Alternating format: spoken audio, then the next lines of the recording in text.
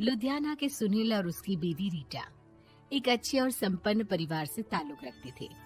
एक दिन रीटा की भाभी उसके घर आती है। रीटा, तुझे तो पता है तेरा भाई कुछ नहीं करता, ऊपर से 2 बच्चों की जिम्मेदारी, बेटी भी बड़ी हो गई है। तू तो बुआ है, कुछ मदद कर सकती है तो कर देना। कहाँ पैसे हैं भाभी, बस समझ लो किसी तरह हम लोग भी दिन काट रहे हैं। 2 ही तो कार है और मेरी बेटी भी बड़ी हो रही है। अब उसके लिए कार लेनी है तो 10 लाख का खर्चा तो लग ही जाएगा। तभी वहाँ सुनील आ जाता है। अरे शशि, क्या है, तू हमेशा पैसों के लिए परेशान क्यों रहती है? वैसे क्या जरूरत थी बेटी की शादी इतने बड़े घर में तय करने की? अरे पैसे नहीं थे तो ऐसे ही कर देती कहीं शादी। इतने बड़े होटल में क्यों कर रही है शादी? लेकिन यहाँ तो मामला शादी का है, डेट तय है। दरअसल तेरे भतीजे के पीएफ के पैसे आने हैं, पर उसमें देर हो रही है। जैसे ही पैसे आ जाएंगे मैं तेरे अकाउंट में डलवा दूंगी। ठीक है, हम लोग सोचकर बताएंगे। तभी वहाँ भतीजा आ जाता है। फूफा जी, आप लोग ही मदद कर सकते हैं, वरना तो कैसे काम होगा समझ में ही नहीं आ रहा। मैं वादा करता हूँ जैसे ही पैसे आ जाएंगे मैं आप लोगों को वापस कर दूंगा। हाँ भाई, ठीक है। अब देख भाई, हमारे लड़के तो सारा दिन घर पर पड़े रहते हैं, ना कमाते हैं ना कुछ कमाने की इच्छा रखता है। लेकिन चल, ये ले, कितने पैसे चाहिए? जी 4 लाख रुपए। ठीक है, लेकिन पैसे ध्यान से वक्त पर वापस लौटा देना। सुनील मुसीबत के वक्त बीवी के भतीजे की मदद तो कर देता है, लेकिन उन लोगों के जाने के बाद देख ले रीटा, तेरे मायके वालों ने मांगा तो दे दिया, वरना इन लोगों का मुझे कोई भरोसा नहीं है। अरे क्यों भरोसा नहीं है? इससे पहले तो कभी इन लोगों ने आपसे मदद भी नहीं ली। हाँ, ली तो नहीं, लेकिन पैसे की किल्लत ही रहती है ना इन लोगों के पास। अरे ठीक है ना, नहीं लौटा पाए तो भतीजे के ससुराल से निकाल देंगे। सुना है बड़े घर में शादी हो रही है। सुनील और रीटा पैसे तो दे देते हैं, लेकिन अगले रोज ही। हाँ भाई साले साहब, क्या हाल है? ठीक हूँ जीजा जी। क्या बात है, सालों बाद आपका फोन, जरूर कोई बात होगी, बताइए ना। अरे वो तेरी बड़ी भाभी आई थी, बेटी की शादी कर रही है ना, तो पैसे लेने के लिए मैंने दे दिए 4 लाख। सोचा भाई किसी गरीब की बेटी की शादी हो रही है, पुण्य मिल जाएगा। अच्छा किया जीजा जी, उनका बेटा बहुत मेहनती है, जल्द ही लौटा भी देगा। वहीं रीटा भी फोन करके हर किसी को पैसे देने की बात करती है। रीटा की भाभी शशि के पास उसके भाई का फोन आता है। तूने सुनील से पैसा लिया है क्या? नहीं भाई, सिर्फ बात की है, बोल तो रहा है कि दे देगा। वो लोग मदद करने वालों में से नहीं है, और मदद कर भी दे लेकिन समाज में गा गा कर हालत बुरी कर देते हैं। अब गाने दीजिए ना भाई, मैं क्या कर सकती हूँ, मेरे पास कोई ऑप्शन भी तो नहीं है। बेटी की अगले हफ्ते शादी जो है। शशि की बेटी की शादी हो जाती है, लेकिन शादी के 1 महीने बाद ही सुनील का फोन भतीजे के पास आता है।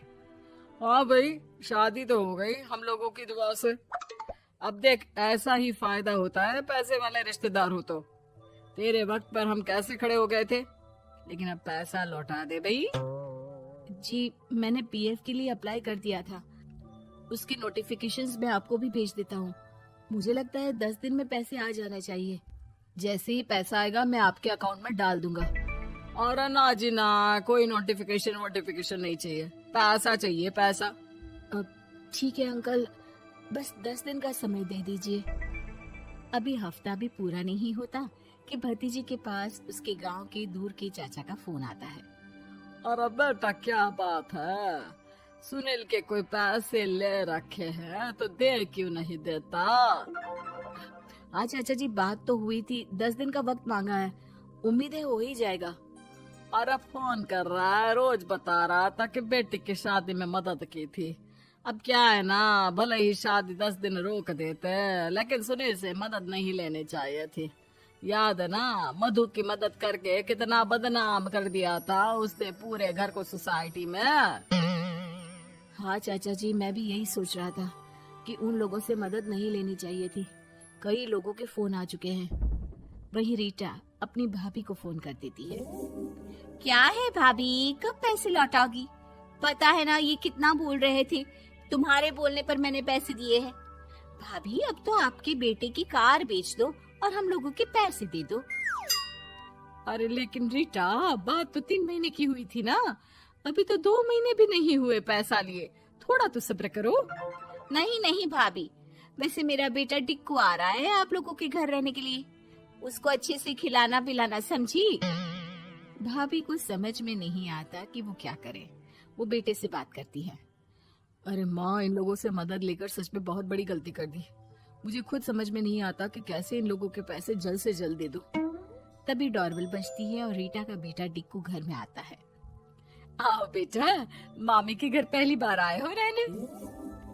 आप पापा बोल रहे थे कि आप लोग पैसे का ब्याज तो दे नहीं पाओगे, तो तब तक मैं यहीं रह लूं। और हाँ, मैं एसी के बिना नहीं सो पाता। आप लोग अपना देख लेना और पैसे जल्दी लौटा देना, क्योंकि मैं थोड़ा जल्दी जाना चाहता हूँ। रीटा का फोन शशि के पास आता है। भाभी, पैसे कब तक दोगे? बेटे की विदाई के बाद शशि के घर का माहौल बिल्कुल बदल जाता है। वो हर वक्त बेटे से उसके पीएफ के पैसे पूछती, और पीएफ यानी कि सरकारी काम। आजकल में पूरा 1 महीना और बीत जाता है। भाभी, मैं और ये अमेरिका जा रहे हैं, घूमने के लिए पैसों की बहुत जरूरत है। रीटा, मैं पूरी कोशिश कर रही हूँ कि जल्द से जल्द पैसे का इंतजाम कर दूं, लेकिन पक्का नहीं बोल सकती। तभी सुनील का फोन भतीजे के पास आता है। देख माना 3 महीने की बात हुई थी पैसे लौटाने के लिए, लेकिन अभी मुझे पैसों की काफी जरूरत है। मैं अमेरिका जा रहा हूँ, तो पैसे मैंने किसी से ब्याज में पकड़ लिए हैं। तू हर महीने 4 लाख का 20,000 ब्याज डाल देना मेरे अकाउंट में। सुनील फोन रख देता है, लेकिन भतीजा काफी परेशान हो जाता है। वो ऑफिस से शाम को घर आता है कि माँ पूछती है, क्या हुआ बेटा? बेटा माँ को सारी बात बता देता है। माँ भगवान के सामने हाथ जोड़कर खड़ी हो जाती है और रोने लगती है कि तभी बेटे का मोबाइल पर मैसेज बजता है। माँ, पीएफ के पैसे आ गए। और वो ऑनलाइन ही सुनील के पैसे वापस कर देता है। भला हो भगवान का। लेकिन आज एक बात तो समझ में आ गई, मदद हमेशा उन लोगों से लो जो मदद के बदले आपसे मदद में दी गई रकम ही वापस लें, ना कि समाज में आपकी इज्जत।